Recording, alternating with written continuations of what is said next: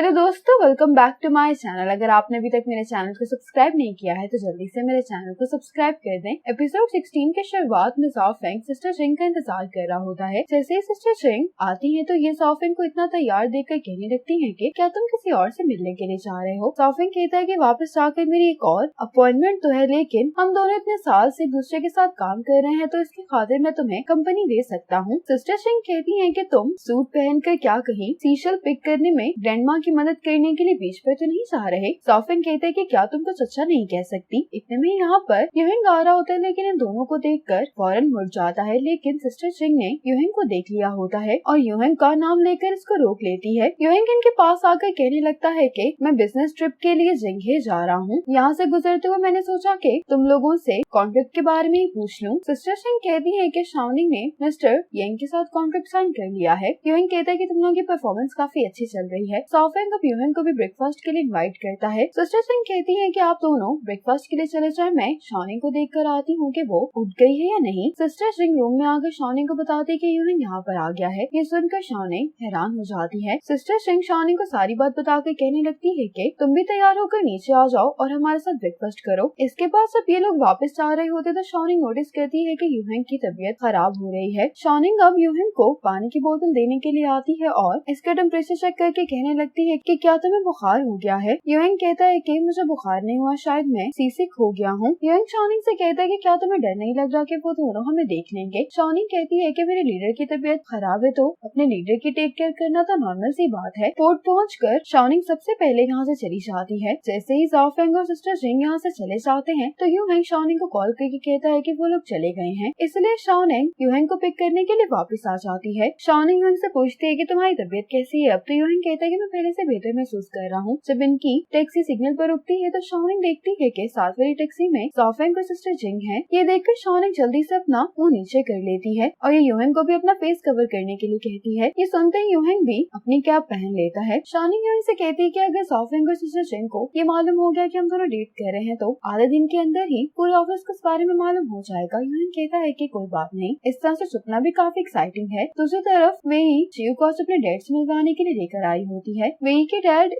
इन दोनों को अपने साथ मीटिंग रूम में ले आते हैं। वेई के डैड चियो से कहते हैं कि मुझे इस बात की कोई परवाह नहीं है कि तुम्हारा फैमिली बैकग्राउंड क्या है, लेकिन मेरी बस एक ही शर्त है कि तुम्हें अपने काम को लेकर पैशनेट होना होगा। चियो कहता है कि मैं सिविल सर्विस एग्जाम की तैयारी कर रहा हूँ। वेई के डैड कहते हैं कि क्या तुम रिटन एग्जाम पास कर लिया है। तो चियो कहते हैं कि अंकल आप फिक्र नहीं करें, मैं तैयारी कर रहा हूँ, मुझे पूरा यकीन है कि मैं टेस्ट पास कर लूंगा। वेई के डैड कहते हैं कि फिर तुम इस रिलेशनशिप को भी कुछ देर के लिए साइड पर कर दो, जब तुम एग्जाम पास कर लोगे तब हम इस बारे में बात करेंगे। ये सुनकर वेई अपने डैड से नाराज हो रही होती है, लेकिन चियो इसको अपने डैड से कुछ भी कहने से रोकता है। बाहर आते हुए वेई चियो से कह रही होती है कि तुमने मुझे डैड से बात क्यों नहीं करने दी। चियो कहते हैं कि अंकल की डिमांड गलत नहीं है, वो बस ये चाहते हैं कि मैं उन्हें अपनी बात पूरी करके दिखाऊं और वो मुझसे ये डिमांड इसलिए करें क्योंकि वो तुमसे प्यार करते हैं। वेई कहते लेकिन तुम भी ये बात जानते हो कि सिविल सर्विस एग्जाम को पास करना कितना मुश्किल है। चियो कहता है कि मैं 100% श्योर तो नहीं हूँ कि मैं पास कर जाऊंगा, लेकिन मैं तुम्हें ये यकीन जरूर दिला सकता हूँ कि मैं अपनी पूरी कोशिश करूंगा। ये सुनकर वेई कहती है कि फिर मैं तुम्हें सपोर्ट करती हूँ। ज़ाओफेंग अब सिस्टर चिंग को जब उनके घर पर छोड़ने के लिए आता है तो सिस्टर चिंग के स्टमक में दर्द हो रही होती है। ये देखकर ज़ाओफेंग कहता है कि मैं तुम्हारा सामान ऊपर तक ले जाता हूँ। सिस्टर चिंग कहती है कि ये मत समझो कि अगर तुमने मेरा घर देख लिया, मैंने तुम्हारे साथ ड्रिंक की है तो हम दोनों के टर्म्स बेहतर हो गए हैं। ये कहकर सिस्टर चिंग चली जाती है। आज ऑफिस में शाओनिंग अपने सभी कोलीग्स के लिए शीहे टाउन से चीजें लेकर आई होती तो उनको वो दे रही होती है। ज़ाओफेंग पूछता है कि तेंग्यू कहाँ पर है। शोली बताता है कि उसने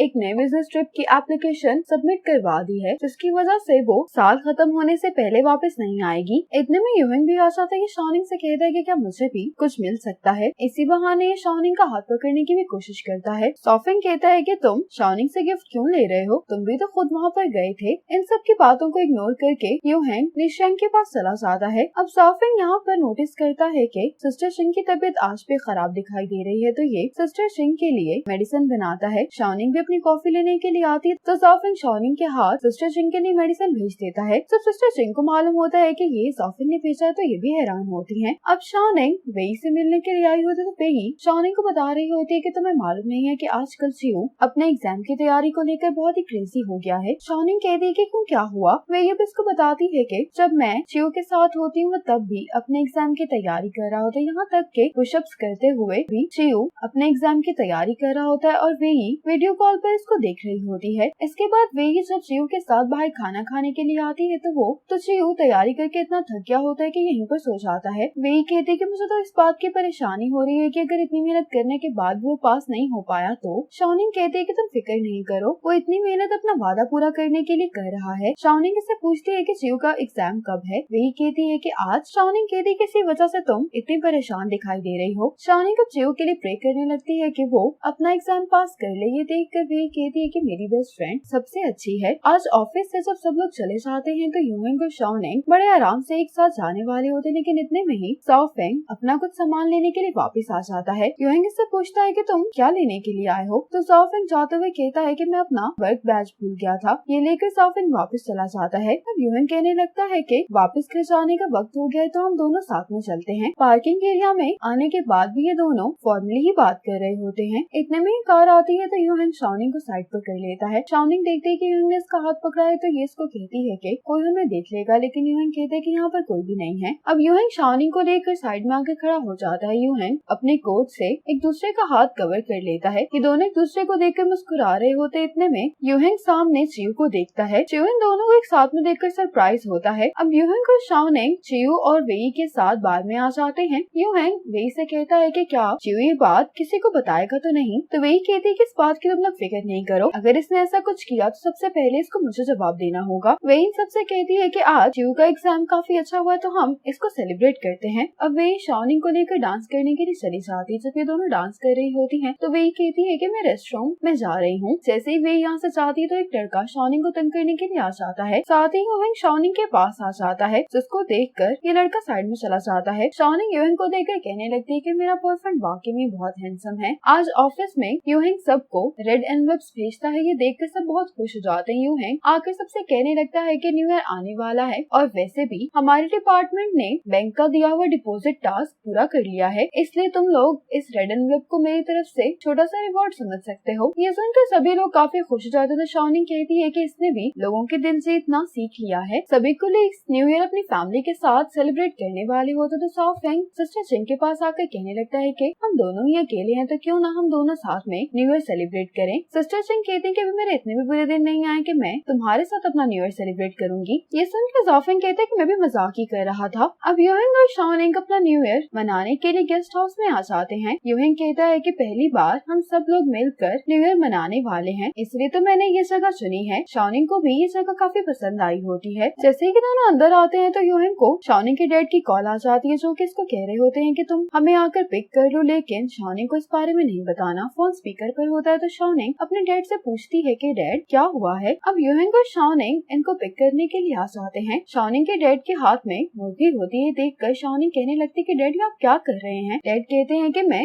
इसको पकड़ रहा था, क्या तुम्हें दिखाई नहीं दे रहा। शाओनिंग कहती है कि सब आप मार्केट से खरीद सकते हैं तो उसको पकड़ने की क्या जरूरत थी। डैड कहते हैं लेकिन मार्केट में आप लोगों को इस तरह का चिकन नहीं मिल सकता। यूहेंग कहता है कि यहाँ पर ठंड है तो हम लोग कार में बैठकर बात करते हैं। जब शाओनिंग की मॉम कार में बैठ जाती है तो ये अपने डैड से पूछती है कि डैड मुझे सच बताएं, ये मॉम का आइडिया था ना। अब दिखा जाता है कि सब ये लोग गेस्ट हाउस आ जाते हैं तो शाओनिंग के डैड कह रहे होते हैं कि हम चिकन लाना भूल गए हैं। यूहेंग की मॉम कहती है कि मैं यूहेंग को कॉल करके कहती हूँ कि वो आता हुआ ले आएगा। मॉम कहने लगती है कि मैंने यहाँ पर आते हुए एक फार्म देखा था। शाओनिंग की मॉम कहने लगती है कि हम वहाँ से जाकर चिकन ले लेते हैं, लेकिन डैड तो मुर्गे को पकड़ना नहीं चाह रहे होते, लेकिन मॉम के फोर्स करने पर डैड को उनकी बात माननी पड़ती है। शाओनिंग अपने डैड को समझाती है कि अगर अगली बार मॉम को इस तरह को कोई आइडिया है तो आप मॉम को पहले ही रोक देना। मेरी मदर इन लॉ की तबीयत सही नहीं रहती, अगर उन्हें रास्ते में कुछ हो जाता तो यहाँ पर तो करीब में कोई हॉस्पिटल भी नहीं है। डैड कहते हैं कि तुम सही कह रही हो, मैंने तो इस बारे में सोचा ही नहीं। दूसरी तरफ सिस्टर चिंग अकेले घर पर बैठकर काफी बोर हो रही होती हैं। इतने में दरवाजा नॉक होता है। सिस्टर चिंग जब दरवाजा खोलती है तो साओ फेंग सिस्टर चिंग को न्यू ईयर विश करता है, कहता है कि क्या मैं अंदर आ सकता हूँ। सिस्टर चिंग इसको अंदर आने की इजाजत दे देती है। साओ फेंग सिस्टर चिंग से कहता है कि न्यू ईयर के लिए मैं सब कुछ ले आया हूँ। साओ फेंग सिस्टर चिंग से कहता है कि तुम्हारी लिपस्टिक का कलर आज अच्छा लग रहा है। ये सुनकर सिस्टर चिंग को भी अच्छा लगता है। अब सिस्टर चिंग और साओ फेंग मिलकर न्यू ईयर के लिए घर को डेकोरेट करते हैं। घर को डेकोरेट करने के बाद साओ फेंग और सिस्टर चिंग साथ में पिक्चर्स लेते हैं।